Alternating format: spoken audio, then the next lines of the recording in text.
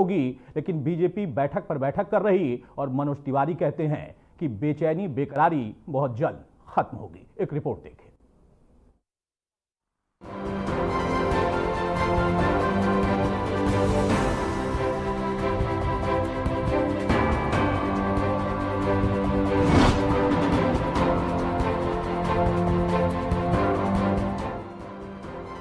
दिल्ली में यमुना की सफाई को लेकर नए मुख्यमंत्री के आने से पहले ही काम तेज हो गया।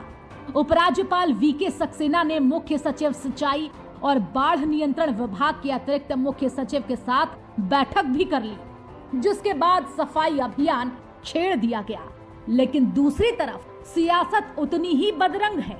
बीजेपी से मुख्यमंत्री पद का चेहरा कौन होगा, ये अब तक साफ नहीं हुआ है, लेकिन दावेदार कई हैं और ये पूरी तरह से साफ है। कौन होगा दिल्ली का मुख्यमंत्री? दावेदारों में से किस पर लगेगी मुहर? बीजेपी आला कमान कर रहा है मंथन। दिल्ली को मिलेगी क्या महिला सीएम? बीजेपी से सवाल कर रहा विपक्ष। यमुना की सफाई की शुरुआत से ही बीजेपी की तरफ से संदेश देने की कोशिश है कि दिल्ली की जनता के लिए काम शुरू हो चुका है, लेकिन विपक्ष अभी से हमलावर है और पूछ रहा है कि दिल्ली का दूल्हा कौन है। विपक्ष सवाल खड़े कर रहा है कि आपस की लड़ाई और कई दावेदार होने की वजह से ही अभी तक दिल्ली के मुख्यमंत्री का चेहरा तय नहीं हो पाया है। विपक्ष के दावों में कितना दम? क्या बीजेपी में है कोई अनबन? यमुना की सफाई पर छिड़ी तकरार, सीएम को लेकर जनता बेकरार। खैर, चुनावी घोषणा के तहत प्रधानमंत्री नरेंद्र मोदी ने यमुना को 3 साल में साफ करने का लक्ष्य रखा है, लेकिन विपक्ष अभी से तंज कसते हुए कहने लगा है कि जो सीएम नहीं तय कर पा रहा, वो दिल्ली का विकास क्या करेगा। बहरहाल ये देखना दिलचस्प होगा कि इस बार दिल्ली का सीएम चेहरा कौन होगा। Bureau report, Aryan TV.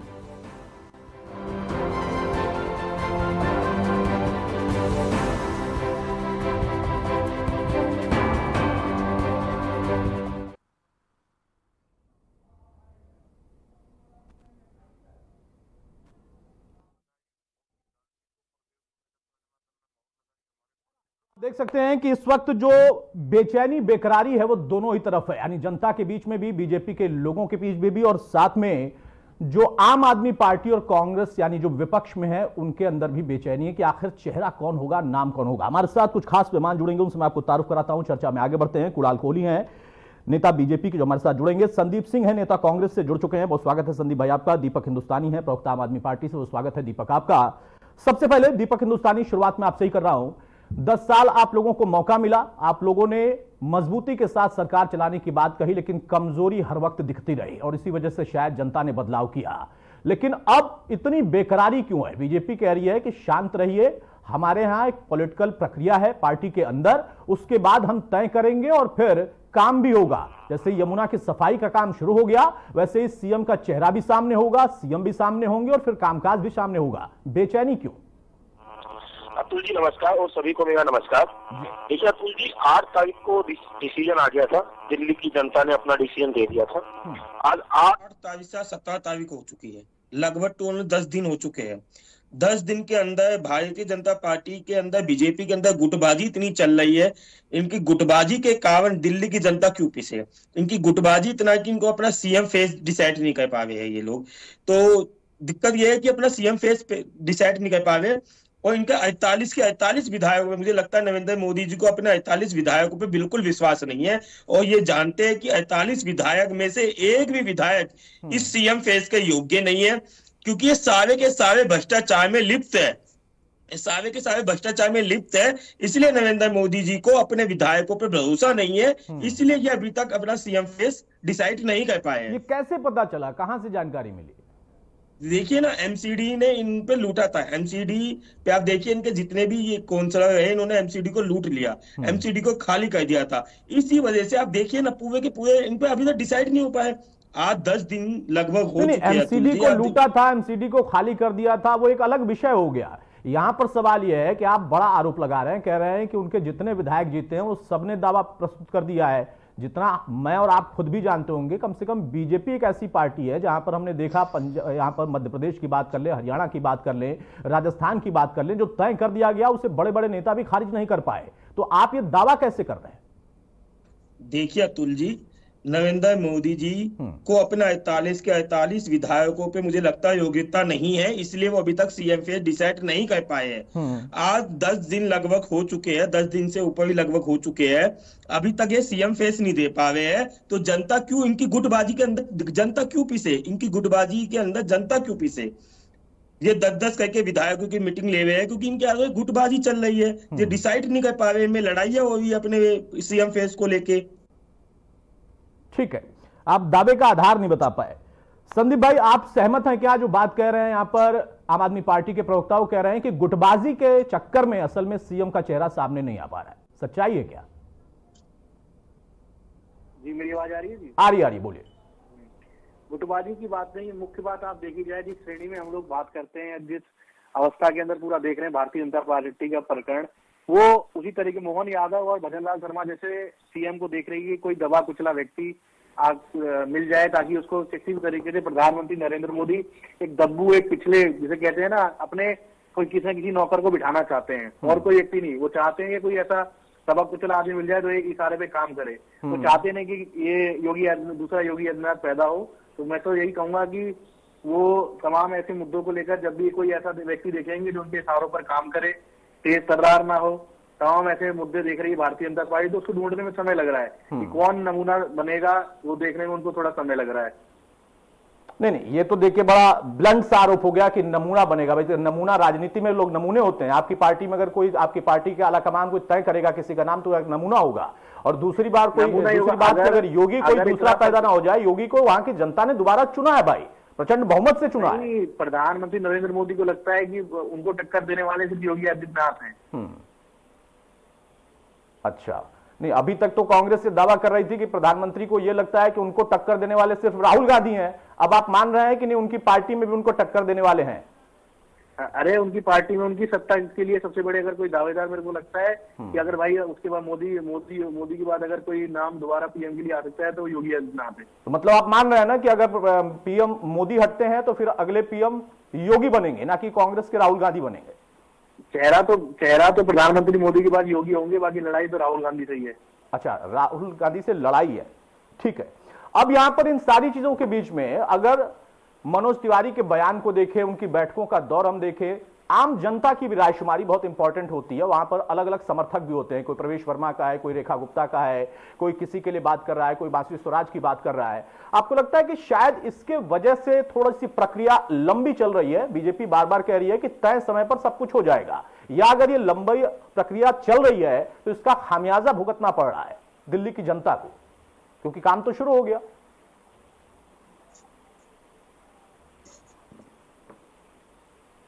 Sandeep भाई, मेरी आवाज जा रही है? जी आ रही है थोड़ी। काम तो शुरू हो गया। वो दावा कर रहे हैं कि देखिए भाई, एलजी साहब ने आदेश किया और यमुना की सफाई जो चुनावी बड़ा मुद्दा था सभी पार्टियों के लिए, और कांग्रेस से बार बार कहती थी, और खुद बीजेपी ने भी कई बार कहा कि शीला दीक्षित के रहते कांग्रेस पार्टी ने जितना विकास कराया इस दिल्ली के अंदर उतना पिछले 10 साल में नहीं हुआ। उसके लिए जिम्मेदार आम आदमी पार्टी है। अब बीजेपी कह रही है कि सीएम तो हम चुनते रहेंगे, लेकिन काम हमने शुरू कर दिया है। हाँ, एक दिन के अंदर सारी मशीनें भी आ गई और काम भी शुरू हो गया। मतलब बाकी टाइम से कुछ था ही नहीं, रातों रात मशीन आ गई, यमुना की सफाई शुरू हो गई। ये कहना चाह रहे हैं आप?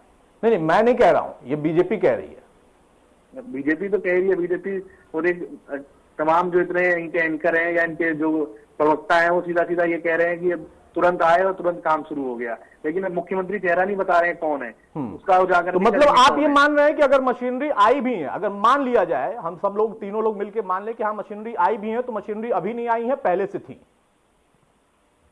मशीनरी तो पहले से थी। मशीनरी तो यमुना साफ क्यों नहीं हो रही थी? क्या आम आदमी पार्टी साफ नहीं करा रही थी, उस मशीन का इस्तेमाल नहीं कर रही थी? वो तो एलजी की और आम आदमी पार्टी की क्या आपस में बहसबाजी लगातार चलती रही। वो अपना उनका विषय है। लेकिन आप देखिए ये मशीन का आविष्कार तो आज तुरंत भारतीय जनता पार्टी की सरकार आने से ही नहीं, बिल्कुल मैं सहमत हूं कि तुरंत आविष्कार भी नहीं हो सकता है और तुरंत हाँ। आनन फानन में 10 दिन में अगर आप सीएम चेहरा नहीं ढूंढ सकते हैं तो इतनी भारी भरकम मशीनें भी नहीं ला सकते हैं। लेकिन इस्तेमाल क्यों नहीं हो रहा था, ये मेरा व्यवहारिक सवाल था। इसका जवाब आम आदमी पार्टी के प्रवक्ता देंगे, हिंदुस्तानी साहब ज्यादा बेहतर है।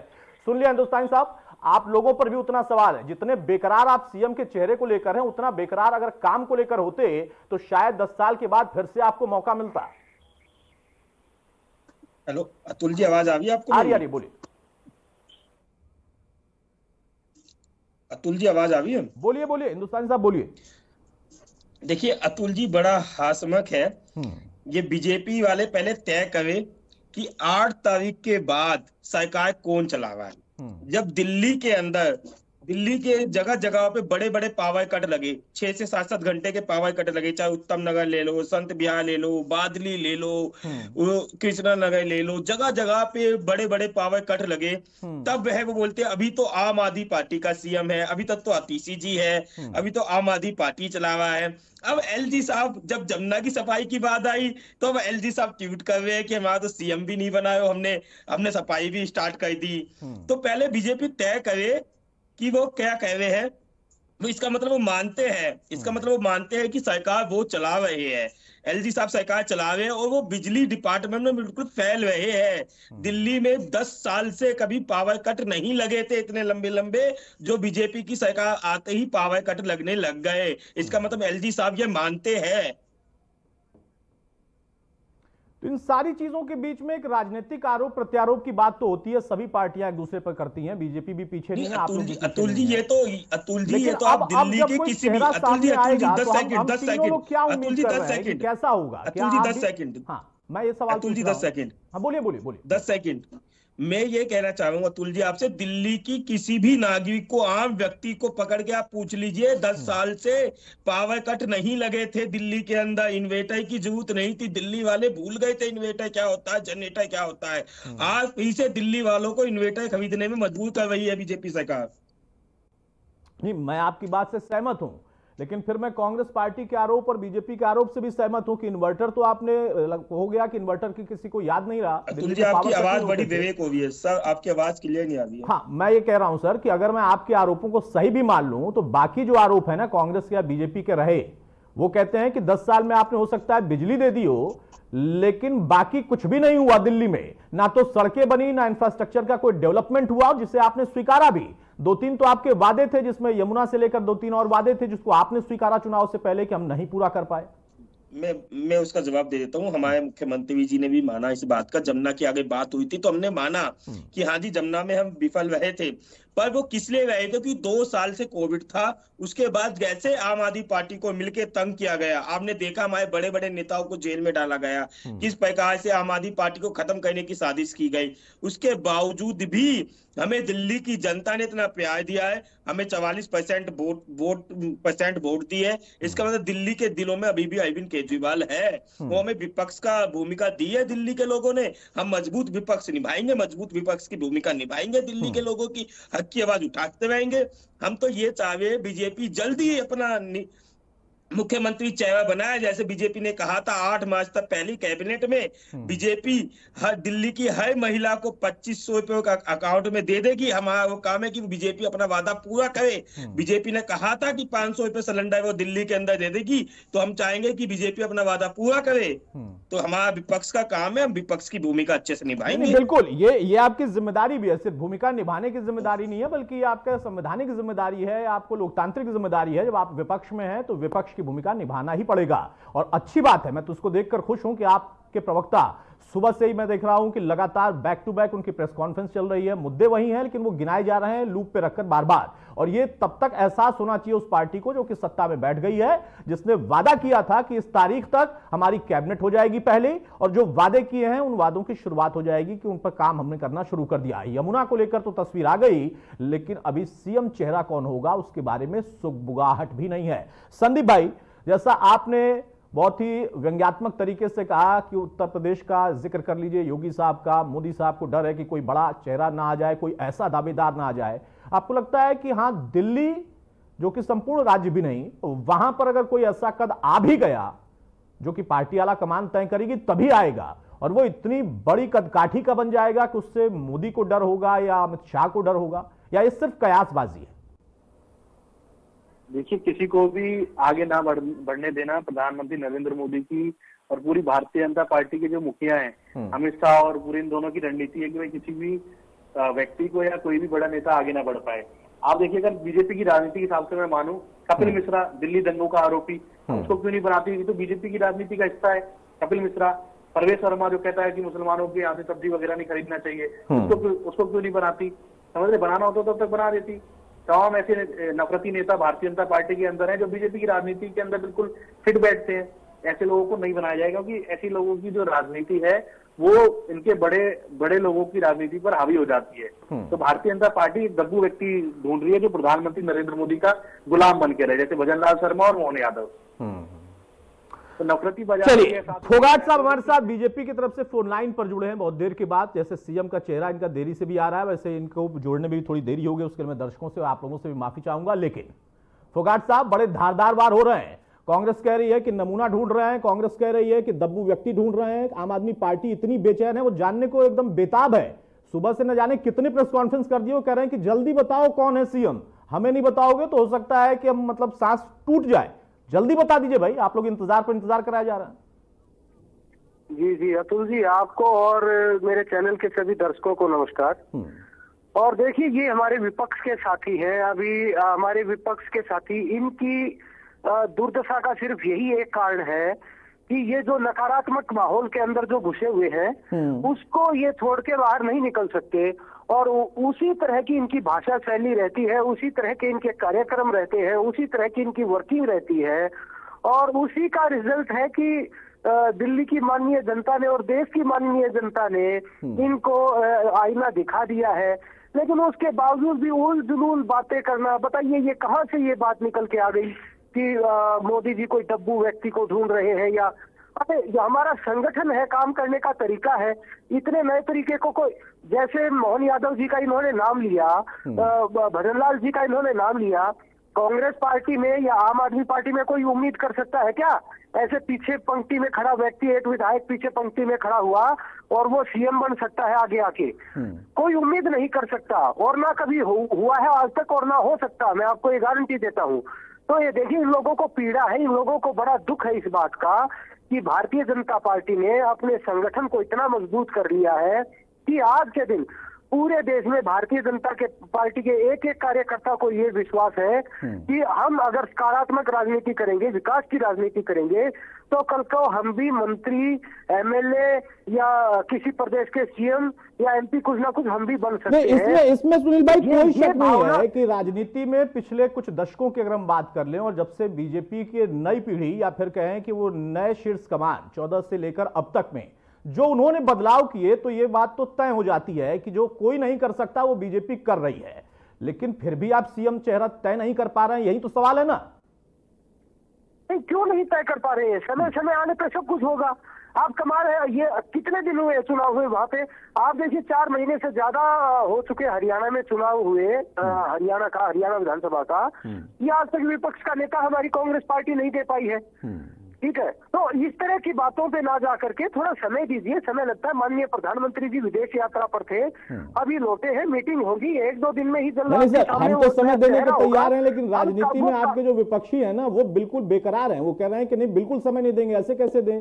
वोट हो गया, चुनाव संपन्न हो गया, तय हो गया किसकी सरकार बननी है, और आप कह रहे हैं कि समय दीजिए। ऐसे कैसे समय दीजिए? वो नहीं देना चाहते हैं, क्योंकि आप वो पार्टी हैं जो कि राजस्थान में वसुंधरा जैसी नेत्री को राजनाथ सिंह जाते हैं, पर्ची पर एक नाम जो कि तय किया गया था वो पकड़ाते हैं, वो चौंकती हैं, उसके बाद वहां पर सब कुछ तय हो जाता है। लेकिन यहां दिल्ली में तय नहीं हो पा रहा है। लेकिन संदीप भाई, सुनील भाई का ये कहना है कि भाई प्रधानमंत्री विदेश यात्रा पर थे, संगठन का अपना मंथन चल रहा है, बहुत जल्दी फाइनल होगा। कितना विलंब हो गया? विलंब तो बहुत हो गया। देखो, जो व्यक्ति अडानी का नौकर है, उसको अडानी को जब ट्रक भर के माल देना है, तो वह कौन अडानी को ट्रक भर के माल दे पाएगा, तो वही तय करने में समय लगेगा कि भाई कौन उस हिसाब से उनकी इशारों पे चलेगा, कौन उनके जो आका है उनको माल देने में सबसे ज्यादा सफल होगा। तो उस हिसाब से चीजें तय हो पा रही है। थोड़ा समय तो लगता है, तो राय करनी पड़ रही है ऊपर भी कि भाई किसको बनाए। सिर्फ राजनीतिक नहीं, ये थोड़ा दूसरे तरीका का भी मामला है प्रधानमंत्री नरेंद्र मोदी के साथ। सुनील फोगाट, जवाब देंगे आप? बड़ा गंभीर आरोप लगा रहे हैं भाई। वो तय किया जा रहा है कि कौन तय करेगा। सुनील फोगाट, चलिए शायद संपर्क नहीं है। हिंदुस्तानी साहब, अब फाइनल कमेंट की तरफ ही हम बढ़ेंगे, समय अब संपन्न हो रहा है।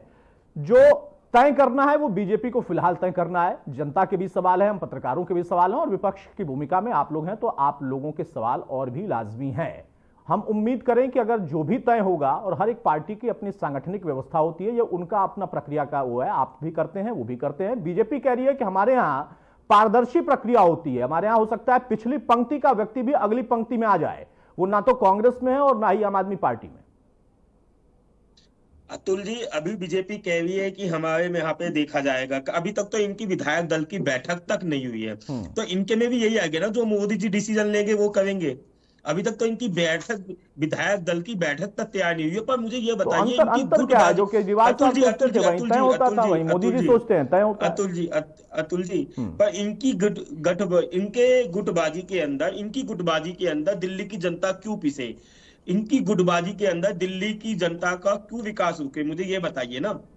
इन्होंने कहा था कि 8 मार्च तक कि हम पहली कैबिनेट के अंदर 2500 रुपए दिल्ली की हर महिला को भेज देंगे। वह कब होगा? अभी तक तो सरकार भी नहीं बनी है। इन्होंने कहा था दिल्ली के अंदर सरकार बनते ही हम 500 रुपए सिलेंडर कर देंगे। ये कब करेंगे? इनसे जवाब तो पूछेंगे ना, विपक्ष है तो पूछेंगे ना। नहीं, बिल्कुल पूछेंगे, आपका हक है। अभी तक तो इनका सीएम फेस भी डिसाइड नहीं हो पा रहा है। इतनी गुटबाजी इनके में चल रही है। 10-10 विधायक वोट जा रहे हैं कि हमें बनना है, कोई बोल रहा है मुझे बनना है, कोई बोल रहा है मुझे बनना है। तो इनकी तो गुटबाजी इतनी चल रही है। अब देखिए गुटबाजी का क्या कर सकते हैं? गुटबाजी में आपकी पार्टी बिखर सी गई थी, जितने नेताओं ने मिलकर आपकी पार्टी बनाई थी वो सारे अलग हो गए। लेकिन फिर भी अतुल जी मुझे कंप्लीट करने दीजिए, बहुत जल्दी से, सब समय नहीं है। हाँ, मुझे कंप्लीट करने दीजिए 10 सेकंड। अतुल जी, अभी से दिल्ली में बड़े बड़े पावर कट लगने लग गए। अभी जून और मई में क्या होगा ये देखने वाली बात होगी। दिल्ली ने अभी तक इतने बड़े बड़े पावर कट 10 सालों में भूल गई थी, जो आपसे दुआएं से दिल्ली में बड़े बड़े पावर कट लगने लगे हैं। इसका जवाब बीजेपी को देना पड़ेगा कि जल्दी अपना सीएम फेस बताइए भाई फोगाट साहब, जल्दी से जवाब दे दीजिए। कांग्रेस का भी और आम आदमी पार्टी का भी अभी से पावर कट, अभी से तमाम और समस्याएं, और सीएम का चेहरा साफ नहीं है, आप लोग कैसी सरकार चलाएंगे? देखिए, देश की और दिल्ली प्रदेश की जनता को भारतीय जनता पार्टी के ऊपर पूर्ण विश्वास है। इसीलिए उन्होंने अपना कीमती वोट देकर के हमारी सरकार को वहां पे चुना है। और मैं ये दावे के साथ कहता हूं कि भारतीय जनता पार्टी को जिस सोच के साथ और जिस विश्वास के साथ दिल्ली की जनता ने चुना है, हमारी सरकार उस पर बिल्कुल खरा उतरेगी। लेकिन विपक्ष के साथियों की विडंबना ये है कि ये बेरोजगार हो गए हैं। डेडलाइन तो बता दीजिए ना, हो सकता है आप डेडलाइन दे दे तो भी यहाँ पर संतुष्टि मिल जाए आम आदमी पार्टी को भी, कांग्रेस को भी, कि हाँ भाई चलो एक तारीख इन्होंने बता दी है। जी, अब इनकी संतुष्टि के लिए काम करने लगे तो हमारा भी असर इनके जैसा होगा। इनको काम नहीं करना है, इनको बेडरूम की राजनीति करनी है। बेडरूम में बैठ के भारतीय जनता पार्टी के नेताओं को, माननीय प्रधानमंत्री जी को गालियां देने के अलावा इन लोगों के अगर कुछ काम होता तो आज देश के और प्रदेश के अंदर इनकी इतनी दुर्गति ना होती। ये भी कहीं खड़े होने लायक होते। ये इतने आत्ममुग्ध है, अपने छोटे से दायरे में सिमट के ऐसे बैठ गए हैं कि इनको अपने से ज्यादा कुछ नहीं दिखता। शब्दों की मर्यादा भी ये लोग भूलते जा रहे हैं। इतना इनका दिवालियापन निकल चुका है, इनकी मानसिक सोच इतनी गिर चुकी है कि विरोध करने के चक्कर में पद की गरिमा को भी भूल जाते हैं। ये भूल जाते हैं कि माननीय नरेंद्र मोदी जी देश के प्रधानमंत्री है, उनके लिए किस तरह के छोटे शब्दों का ये प्रयोग करते हैं। देश की जनता इन सारी चीजों को सुनती है, देखती है, तभी अपना निर्णय बनाती है कि जिस प्रकार। देखिए इसमें कोई शक नहीं है कि बीजेपी ने लंबे समय के बाद दिल्ली में वापसी की, अपनी मेहनत से, अपनी रणनीति से वापसी की। लेकिन अब फिलहाल सीएम के चेहरे को लेकर एक बार फिर से विपक्ष हमलावर जरूर है, लेकिन जितनी प्रक्रियाओं को अपनाने वाली बीजेपी पार्टी को हमने जाना है वो अपनी प्रक्रिया के हिसाब से ही नाम तय करेगी। बहुत शुक्रिया फोगाट साहब आपका, हिंदुस्तानी साहब आपका और संदीप भाई आपका। अब यहां पर वो नाम तय कब होगा और कितनी जल्दी, उस नाम को लेकर कम से कम विपक्ष संतुष्ट हो जाएगा कि ये कोई ऐसा व्यक्ति नहीं है जो कि दबने वाला है, ये कोई ऐसा व्यक्ति नहीं है जो कि दिल्ली को नुकसान पहुंचाएगा। ये सारी चीजें प्रक्रिया का हिस्सा होंगी। नमस्कार।